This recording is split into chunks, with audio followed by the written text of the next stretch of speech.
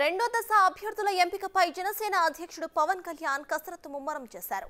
ఎల్లుండి నుంచి ఉమ్మడి తూర్పు గోదావరి జిల్లాలో ఆయన పర్యటించబోతున్నారు. కాకినాడలోనే 3 రోజులు మకాం వేసి నియోజకవర్గాల ఇన్ఛార్జీలతో భేటీ కాబోతున్నారు పవన్. అసంతృప్త నేతలతో ప్రత్యేకంగా సమావేశమై బుజ్జగించబోతున్నారు. ఇప్పటి వరకు 16 నియోజకవర్గాల్లో అభ్యర్థులపై పవన్ కళ్యాణ్ సమీక్షను పూర్తి చేశారు. ఉమ్మడి తూర్పు గోదావరి జిల్లాలో ఏ నియోజకవర్గాల్లో పోటీ చేయాలని, ఎక్కడ తమ బలం ఉంది అనే అంశాలపై నాయకులతో చర్చించబోతున్నారు. అదే సమయంలో టీడీపీతో సమన్వయం, ఉమ్మడి పోరాటం పైన పార్టీ నేతలకు దిశానిర్దేశం చేయబోతున్నారు.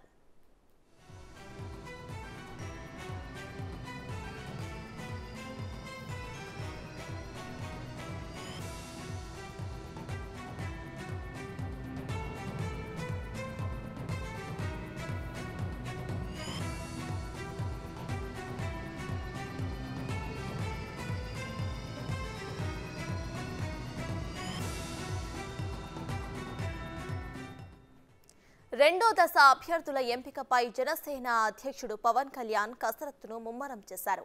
ఎల్లుండి నుంచి ఉమ్మడి తూర్పు గోదావరి జిల్లాలో ఆయన పర్యటించబోతున్నారు. కాకినాడలోనే 3 రోజులు మకాం వేసి నియోజకవర్గాల ఇన్ఛార్జీలతో భేటీ కాబోతున్నారు. అసంతృప్త నేతలతో ప్రత్యేకంగా సమావేశమై బుజ్జగించబోతున్నారు. ఇప్పటి వరకు 16 నియోజకవర్గాలలో అభ్యర్థులపై పవన్ కళ్యాణ్ సమీక్షను పూర్తి చేశారు. ఇక ఉమ్మడి తూర్పు గోదావరి జిల్లాలో ఏ నియోజకవర్గాల్లో పోటీ చేయాలని, ఎక్కడ తమ బలముందో అనే అంశాలపై కూడా నాయకులతో చర్చించబోతున్నారు పవన్. అదే సమయంలో టీడీపీతో సమన్వయం, ఉమ్మడి పోరాటం పైన కూడా పార్టీ నేతలకు దిశానిర్దేశం చేయబోతున్నారు.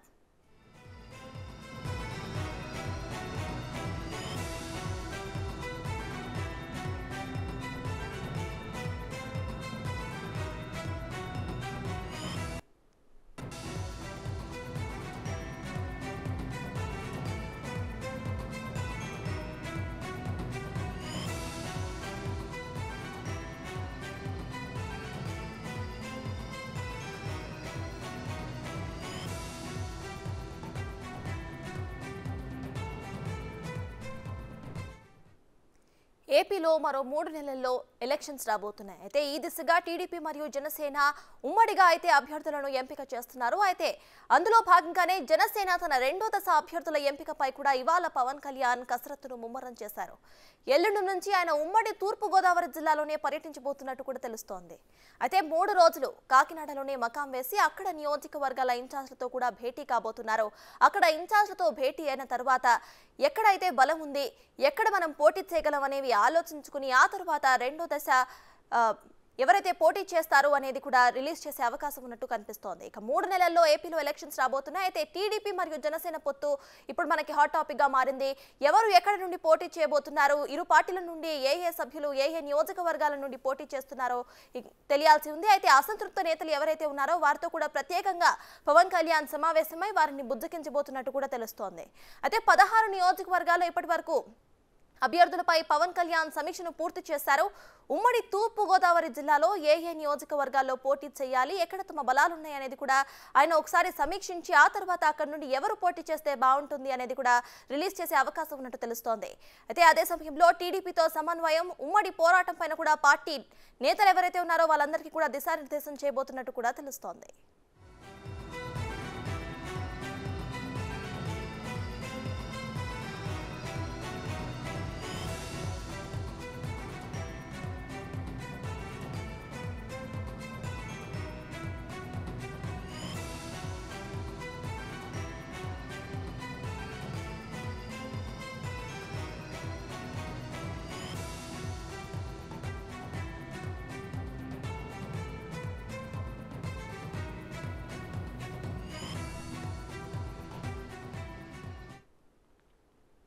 రెండో దశ అభ్యర్థుల ఎంపికపై జనసేన అధ్యక్షుడు పవన్ కళ్యాణ్ కసరత్తును ముమ్మరం చేశారు.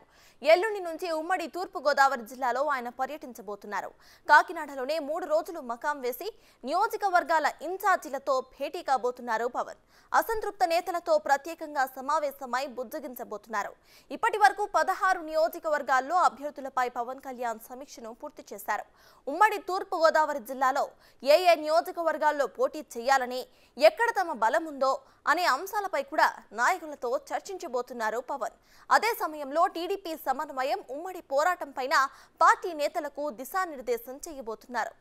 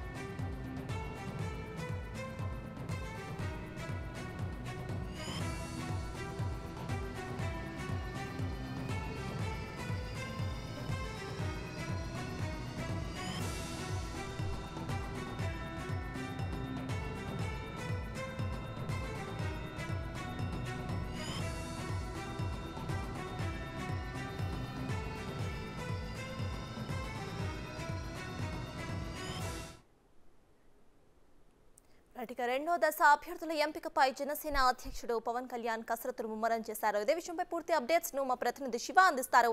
శివ, చెప్పండి, ఇక్కడ రెండో దశ అభ్యర్థుల ఎంపికపై అయితే ఇవాళ పవన్ కళ్యాణ్ దృష్టి సారిస్తున్నట్టు తెలుస్తోంది. సో దీనిపై మీ దగ్గర ఉన్న అప్డేట్స్ ఏంటి? సత్తా మొత్తం మీద చూసుకుంటే ఇప్పటికే జనసేనకు సంబంధించి పవన్ కళ్యాణ్ దాదాపుగా 16 మంది అభ్యర్థులని ఖరారు చేసిన పరిస్థితి కనిపిస్తూ ఉంది. అయితే ఆ 16 మంది అభ్యర్థులకు సంబంధించి కూడా పొత్తులో భాగంగా కొన్ని సీట్లు మార్పులు చేర్పులు జరిగే అవకాశం కనిపిస్తూ ఉంది. మరికొన్ని చోట్ల కూడా చివరి మూమెంట్లో సీట్లు కూడా మార్చే అవకాశం, అభ్యర్థులు కూడా మార్చే అవకాశం ఉంది. సో దాదాపుగా 16 మందితో మొదటి జాబితా సిద్ధం చేసిన జనసేన అధినేత పవన్ కళ్యాణ్ నిన్న రాష్ట్ర వ్యాప్తంగా కూడా దాదాపుగా 8 నియోజకవర్గాల్లో జనసేన అభ్యర్థులు ఆయా నియోజకవర్గ కేంద్రాల్లో పార్టీ కార్యాలయాన్ని ప్రారంభించుకున్నారు. ఇక ఈ నెల 28 నుంచి 29, 30 3 రోజుల పాటు ఆయన తూర్పుగోదావరి, పశ్చిమ గోదావరి 2 జిల్లాలకు సంబంధించి కూడా ముఖ్యమైన నాయకులు, కార్యకర్తలతో కూడా సమావేశం కాబోతున్నారు. కాకినాడ వేదికగా కూడా ఆయన రెండో జాబితా అభ్యర్థులకు సంబంధించి ప్రధానంగా రెండో జాబితాకు సంబంధించి ఉత్తరాంధ్ర అలాగే ఉభయ గోదావరి ఈ 5 జిల్లాలకు సంబంధించి మాత్రమే ఆయన చాలా సీరియస్గా ఫోకస్ పెట్టారు. ఈ నేపథ్యంలోనే 3 రోజుల పాటు ఆయన కాకినాడ కేంద్రంగా కూడా జనసేన ముఖ్యమైన నాయకులు, పిఏసీ సభ్యులు, అలాగే అధికార ప్రతినిధులు, జిల్లా ఇన్ఛార్జీలు, అలాగే నియోజకవర్గ ముఖ్యమైన నాయకులతో ఆయన 1-to-1 మాట్లాడే అవకాశాలు కనిపిస్తున్నాయి. ఇప్పటికే మొదటి జాబితా పూర్తవడంతో ఆశావాహుల సంఖ్య రోజు రోజుకి పెరిగిపోతున్న పరిస్థితి కనిపిస్తూ ఉంది. ఈ నేపథ్యంలోనే రెండో జాబితాకు సంబంధించి మమ్మూరమైన కసరత్తు చేసేందుకు జనసేన అధినేత నడుం బిగించారు. దానిలో భాగంగానే 28, 29, 30 3 రోజుల పాటు ఆయన కాకినాడ కేంద్రంగా రెండో జాబితా కసరత్తు చేయబోతున్నారు సత్తాస్. అయితే శివ, ఇవాళ నియోజకవర్గాల ఇన్ఛార్జ్లతో కూడా భేటీ కాబోతున్నట్టు తెలుస్తోంది. ఇక ఇరు పార్టీల నుండి కూడా ఇక్కడ సమన్వయం ఉండాలి కాబట్టి ఏ నియోజకవర్గాల్లో జనసేనకి బలం ఉందో వాళ్ళని ఇక్కడ ఎంపిక చేస్తున్నట్టు కూడా తెలుస్తోంది. కాబట్టి అసంతృప్తులు ఉంటారు, వాళ్ళని ఎలా బుజ్జగించే అవకాశం ఉందనుకోవచ్చు శివ? ప్రధానంగా చూస్తుంటే జనసేనకి సంబంధించి, టీడీపీకి సంబంధించి స్పష్టమైన ప్రకటన అధినేత పవన్ కళ్యాణ్ చేయడం జరిగింది. ఏదైతే రాష్ట్ర నాయకత్వం అంటే పార్టీ అగ్రనాయకత్వం నిర్ణయం తీసుకుందో ఆ నిర్ణయానికి కట్టుబడి ఉండేవాళ్లే ఉండండి, వ్యతిరేకించేవాళ్ళు, విమర్శించేవాళ్ళు వెళ్ళిపోండి అని చెప్పి గతంలో ఆయన అనేక సందర్భాల్లో కూడా హెచ్చరికలు జారీ చేశారు. పార్టీలో ఉంటూ వ్యాఖ్యలు కూడా చేసిన పరిస్థితిని మనం గతం గమనించాం. ఇక తాజాగా చూసుకుంటే జనసేనకి సంబంధించి 2009లో పీఆర్పీకి వచ్చిన ఓట్లు, అలాగే 2014లో జనసేనకు వచ్చిన ఓట్లు, 2019లో సింగిల్గా పోటీ చేసినప్పుడు జనసేనకు వచ్చిన ఓట్లు, ఈ ఎన్నికల శాతాన్ని వచ్చిన ఓట్లని ప్రామాణికంగా తీసుకొని ఆయా జిల్లాల నియోజకవర్గాలకు సంబంధించి జనసేన బలాబలాలని ఒక అంచనా వేసుకొని వారికి ఉన్న బలం మేరకు ఖచ్చితంగా ఏదైతే ఆ నియోజకవర్గానికి సంబంధించి సొంతంగా 30 నుంచి 60 వేల ఓట్ల అంటే 30 నుంచి 60 వేల ఓట్లు కనుక ఆ పార్టీకి వచ్చినట్లయితే ఆ నియోజకవర్గాన్ని వారు కోరుకుంటున్న పరిస్థితి ఎక్కువగా కనిపిస్తూ ఉంది. సో ఈ నేపథ్యంలో ఉత్తరాంధ్రకు సంబంధించి ఒక 6 నుంచి 8 స్థానాలు, ఉభయ గోదావరి జిల్లాకు సంబంధించి ఒక 8 నుంచి 10 స్థానాలు, మిగిలిన రాష్ట్ర వ్యాప్తంగా కూడా ఒక 10-12 స్థానాల్లో జనసేన పోటీ చేయాలని చెప్పి భావిస్తూ ఉంది. ఇప్పటికే తెలుగుదేశం పార్టీకి 42 మందితో కూడిన జాబితాను కూడా ఇవ్వటం జరిగింది. అయితే తెలుగుదేశం పార్టీ అధినేత చంద్రబాబు 25 నుంచి 30 స్థానాల వరకు ఇవ్వడానికి సంసిద్ధత వ్యక్తం చేసిన నేపథ్యంలో జనసేన 26 నుంచి 27 అభ్యర్థుల వరకు ప్రకటించాలని చెప్పి కూడా భావిస్తూ ఉంది. దానిలో భాగంగానే ఇప్పటికీ 16 మందిని ప్రకటించారు కాబట్టి మరొక 10-12 మందిని రేపు ఎల్లుండి నుంచి జరగబోతున్న కాకినాడలో ఎల్లుండి నుంచి జరగబోతున్న జనసేన ముఖ్య నాయకులు పిఎస్సి మెంబర్ల సమావేశంలో ఈ 12 మందికి సంబంధించి దాదాపుగా ఒక నిర్ణయం తీసుకునే అవకాశాలు కనిపిస్తున్నాయి. ఇప్పటికే ఈ 16 మందికి సంబంధించి కూడా నలుగురిని ఉభయ గోదావరి జిల్లాలకు సంబంధించిన నలుగురు అభ్యర్థుల్ని జనసేన అధినేత దాదాపుగా ఖరారు చేశారు. సో ఆ నలుగురు పోతే ఇంకొక 10 మందిని ఆ ఉభయ గోదావరి జిల్లాలకు సంబంధించిన నేతలనే ఉభయ గోదావరి అలాగే ఉత్తరాంధ్రకు సంబంధించిన 5 జిల్లాలకు సంబంధించిన నేతలనే ఆయన ఖరారు చేసే అవకాశం కనిపిస్తూ ఉంది. ఇక ఎక్కడైతే టికెట్ ఆశించి వగ్గబడతారో వారికి సంబంధించి రానున్న రోజుల్లో ఖచ్చితంగా టీడీపీ జనసేన అధికారంలోకి వస్తుంది కాబట్టి ఖచ్చితంగా నామినేటెడ్ పోస్ట్ కానీ లేకపోతే అంతకంటే కీలకమైన పోస్ట్ కానీ లేకపోతే ఎమ్మెల్సీ కానీ ఇచ్చి నేను మిమ్మల్ని ఖచ్చితంగా అండగా ఉంటానని చెప్పి పవన్ కళ్యాణ్ ఒక భరోసా ఇచ్చారు. ఇప్పటికే ఈ మొదటి విడత విడుదల చేసిన 16 నియోజకవర్గాలకు సంబంధించి కూడా రాజోలు, అమలాపురం ఈ 2 నియోజకవర్గాలకు సంబంధించి కూడా ఇద్దరు అభ్యర్థులతో ఆయన ముఖాముఖిగా మాట్లాడారు. అయితే ఇద్దరిలో ఎవరికైనా మాత్రం ఫైనల్ చేయలేదు, ఇద్దరు కూడా గ్రౌండ్ వర్క్ చేసుకోండి అని చెప్పిన పరిస్థితి కనిపించింది. సో ఈ నేపథ్యంలో అట్లా ఎక్కడైతే పోటీ ఎక్కువగా ఉందో అక్కడ ఇద్దరిని కూడా పనిచేసుకోమంటున్నారు. తర్వాత ఒక వారం 10 రోజుల్లో సర్వే చేసుకుని వారిద్దరిలో ఎవరికి మెజార్టీ ఉంటే ఆ మెజార్టీ ఉన్న అభ్యర్థిని కన్ఫర్మ్ చేసే అవకాశాలు కనిపిస్తున్నాయి. సో ఈ నేపథ్యంలో 28, 29 3 రోజుల పాటు జరగబోయే ఈ సమావేశాలకు సంబంధించి కీలకమైన సమావేశాలుగా కూడా మనం భావించాలి. ఎందుకంటే టీడీపీ జనసేన 2 పార్టీలు కలిసి కూడా ఈ నెల చివరికి పూర్తి స్థాయిలో అభ్యర్థుల జాబితాని ఫైనల్ చేయాలని చెప్పి కూడా నిర్ణయం తీసుకున్నారు.